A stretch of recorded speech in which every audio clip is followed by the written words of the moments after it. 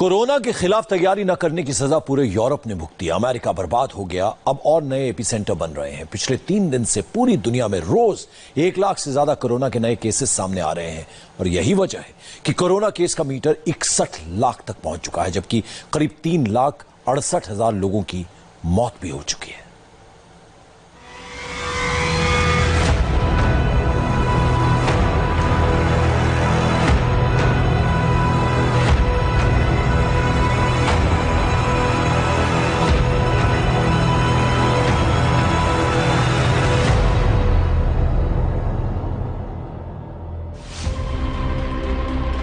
Brazil में कब्रिस्तान extension बन रहे हैं।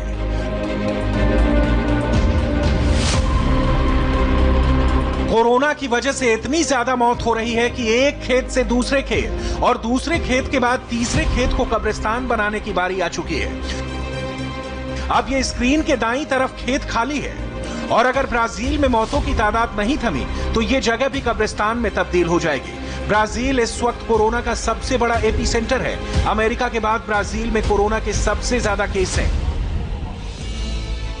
ब्राजील में कोरोना के 4.25 लाख केस हो चुके हैं। 28,000 लोगों की मौत हो चुकी है। 29 मई को ब्राजील में एक ही दिन में करीब 30,000 नए केस आए हैं। ब्राजील की यह हालत देखकर भारत को भी डरने की जरूरत है। ब्राजील के राष्ट्रपति जायर बोल्सोनारो ने कोरोना को मामूली फ्लू बताया था। हालांकि तब कोरोना ने यूरोप में तबाही मचाना शुरू कर दिया था। इसे लेकर बोल्सोनारो की काफी खिंचाई भी हुई थी और अब उनकी नासमझी की सजा ब्राजील भुगत रहा है। ब्राजील के कोरोना ग्राफ को देखकर भारत को क्यों डरना चाहिए, वो अब समझिए। ब्राजील में कोरोना केस भारत से 1 महीने बाद 28 फरवरी को आया था। 31 मार्च तक केस 5,700 से ज्यादा हो गए। 30 अप्रैल तक केस 85,000 को पार कर गए और 30 मई तक ब्राजील में करीब 4.25 लाख केस पूरे हो चुके हैं। ब्राजील में रोज 24 से 25,000 केस आ रहे हैं। रोजाना करीब 1,000 लोगों की मौत हो रही है। ब्राजील कोरोना को रोकने में फेल हो चुका है। ब्राजील के शहर साओ पालो में अपने रिश्तेदार को दफन करने आए थियागो एंथनी बता रहे हैं कि दहशत कितनी ज्यादा है। de Covid-19. हमें खबर मिली थी कि मेरे चाचा कोरोना पॉजिटिव थे। उन्हें यहाँ के बेला विस्टा अस्पताल में ले जाया गया, लेकिन 2 घंटे बाद ही वहाँ उनकी दिल का दौरा पड़ने से मौत हो गई। Ele faleceu com parada cardiorrespiratória. इस कब्रिस्तान को खूबसूरत गांव का नाम दिया गया है, लेकिन सच ये है कि यहाँ हर घंटे कई लाशों के घर तैयार हो रहे हैं। एक कब्र पूरी तरह ढकी नहीं जाती कि एक और लाश कब्रिस्तान पहुंच जाती है और फिर उसको दफनाने की तैयारी शुरू कर दी जाती है। मुझे लगता है कि हमें कोरोना को लेकर लापरवाही बिल्कुल नहीं बरतनी चाहिए। आज हमें एहसास हुआ है कि ये कितना खतरनाक हो सकता है। WHO कह चुका है कि दक्षिण अमेरिका कोरोना का नया एपिसेंटर है और इस एपिसेंटर में ब्राजील इस वक्त हॉटस्पॉट बना हुआ है। ब्राजील की हालत देखने के बाद अमेरिका ने ब्राजील पर ट्रैवल बैन लगा दिया है। Well, he went a different way. देखिए, ब्राजील ने कोरोना से निपटने का दूसरा रास्ता अपनाया और उन्होंने इसकी बड़ी कीमत चुकाई है। मैं उनके राष्ट्रपति की आलोचना नहीं करना चाहूंगा, मैं उनकी इज्जत करता हूं और वो अपने देश के लिए अच्छा काम कर रहे हैं। अब उनका देश कोरोना की चपेट में है। उन्होंने इसकी बहुत बड़ी तबाही देखी है, जैसे कि बाकी दुनिया में हुई है। मैंने चीन के लिए अमेरिका के दरवाजे बंद किए और भी कई तरह से मैंने अमेरिका को बंद किया और अब हमें ब्राजील को बंद करना पड़ रहा है। आप ब्राजील के बारे में पूछ रहे हैं, वो लोग बहुत ज्यादा मुश्किल में है। ब्राजील की हालत वाकई बहुत खराब है। Tough time they're having in Brazil. यानी अमेरिका ने ब्राजील के लिए दरवाजे बंद कर दिए हैं। ब्राजील कोई अमीर देश नहीं है, वहां के हालात भी भारत की तरह हैं। इसलिए ब्राजील की ये तस्वीरें भारत के लिए बड़ा अलर्ट है। दुनिया ने वुहान देखा, इटली का लोम्बार्डी देखा, स्पेन का मैड्रिड देखा। दुनिया अमेरिका का न्यूयॉर्क अब भी देख रही है और अब ब्राजील में एपिसेंटर मनौस तैयार हो चुका है। ब्राजील के शहरों में सड़कों, गलियों और घरों में कहां वायरस फैला है, कौन सा कोना खतरनाक है, लोग अनजान हैं और यहां संक्रमण बहुत तेजी से फैल रहा है। ब्राजील के राष्ट्रपति जायर बोल्सोनारो ने शुरुआत में कोरोना को मामूली फ्लू बताया था और अब दुनिया के बड़े कोरोना एपिसेंटर बनने के बावजूद उनका पूरा जोर ब्राजील की रीओपनिंग पर है। हमें इस वायरस से बहुत बहादुरी से लड़ना होगा। जो लोग मर रहे हैं उनके लिए मैं माफी चाहता हूं, मैं बहुत माफी चाहता हूं, लेकिन बहुत से और लोग मर जाएंगे। मैं कहूंगा बहुत ज्यादा तादाद में। अगर लॉकडाउन की सख्तियों से अर्थव्यवस्था चौपट होती रही तो और बुरा होगा। ब्राजील के राष्ट्रपति जायर बोल्सोनारो की एक और लापरवाही देखिए। जब पूरी दुनिया ब्राजील के बारे में फिक्र कर रही है तो वो कैसे सोशल डिस्टेंसिंग की धज्जियां उड़ा रहे हैं। ज्यादातर यहाँ जो भीड़ है वो मीडिया की है और मीडिया की वजह से यहाँ और ज्यादा मजमा है। मीडिया ही इसकी वजह है। ब्राजील में लोगों को अब भी यकीन नहीं हो रहा कि सरकार कोरोना के सही आंकड़े पेश कर रही है। दहशत बहुत ज्यादा है। लोग बस किसी तरह इस वायरस से बचना चाहते हैं। लोगों को अब भी यकीन नहीं हो रहा कि कोरोना से इतनी बड़ी तादाद में लोग मर सकते हैं।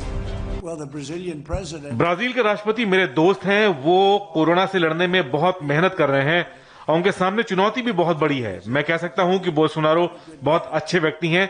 वो अपने देश से प्यार करते हैं। ब्राजील के सामने इस वक्त बेहद मुश्किल समय है, इसमें कोई सवाल नहीं है। लेकिन जो रास्ता हमने अपनाया, उन्होंने कोरोना से लड़ने के लिए वो तरीका नहीं अपनाया। ट्रंप बोल्सोनारो को पसंद करते हैं और इत्तेफाक भी देखिए कि दोनों देश इस वक्त दुनिया के दो सबसे बड़े एपी सेंटर हैं। ब्राजील इस वक्त दक्षिण अमेरिका के सबसे ज्यादा कोरोना प्रभावित देशों में शामिल है। भारत को ये हालात देखकर अलर्ट हो जाना चाहिए। भारत में तो हालात अब भी काबू में, जबकि ब्राजील की लीडरशिप फेल हो चुकी है। ब्राजील दुनिया का दूसरा सबसे प्रभावित देश बन चुका है। राष्ट्रपति जायर बोल्सोनारो कोरोना को रोकने में नाकाम रहे हैं। उनके स्वास्थ्य मंत्री नेल्सन टेक इस्तीफा दे चुके हैं। दुनिया ने ट्रंप की लीडरशिप देखी, जो कोरोना से लड़ने में नाकाम हो गई। दुनिया ब्राजील का नेतृत्व देख रही है, जहां हालात हेल्थ इमरजेंसी से भी खराब है। 20 करोड़ की आबादी वाला ब्राजील अपने हर नागरिक की सेहत पर भारत से 12 गुना ज्यादा खर्च करता है। ऐसे में सवाल है कि क्या भारत ऐसे हालात झेल सकता है? अभी दुनिया में कोरोना के 61 लाख केस हो चुके हैं। मरने वालों की तादाद 4.25 लाख तक हो चुकी है। यूरोप में करीब 20 लाख लोग संक्रमित हुए हैं। मरने वालों की तादाद 1,73,000 से ज्यादा है। उत्तरी अमेरिका, जहां यूएस से सबसे ज्यादा प्रभावित हुआ, उत्तरी अमेरिका में 20 लाख से ज्यादा केस आ चुके हैं। 1,22,000 से ज्यादा मौत हो चुकी है। दक्षिणी अमेरिका में 8 लाख से ज्यादा केस सामने आए हैं। 39,000 मौत हुई है। एशिया में 11 लाख से ज्यादा केस हैं। 30,000 लोगों की मौत हो चुकी है। अफ्रीका में 1,38,000 केस और 4,000 लोगों की जान गई है। यूरोप और अमेरिका पर इस वायरस ने सबसे ज्यादा नुकसान किया है और उनके बाद अब ब्राजील ही नहीं बल्कि पूरे दक्षिण अमेरिका में कोरोना का मिसमैनेज हो चुका है। कोई सरकार इस पर काबू पाने में कामयाब नहीं हो पा रही। दक्षिण अमेरिका के सभी देश कोरोना पॉजिटिव हैं और ये वायरस वहां बहुत तेजी से फैल रहा है। दक्षिण अमेरिका में 8 लाख से ज्यादा कोरोना केस हैं। इनमें आधे से ज्यादा ब्राजील में है। पेरू और चिली 2 एपी सेंटर हैं, जहां कोरोना के केस 1 लाख पार कर चुके हैं या 1 लाख के करीब हैं। दक्षिण अमेरिका का हाल देखकर लग रहा है कि ये कभी कोरोना से लड़ने के लिए तैयार नहीं था। पेरू की राजधानी लीमा में इस मेडिकल कॉलेज के बाहर लगी तस्वीरें देखिए। ये सब कोरोना वॉरियर थे और इलाज करते करते खुद संक्रमित हो गए और फिर इनकी जान चली गई।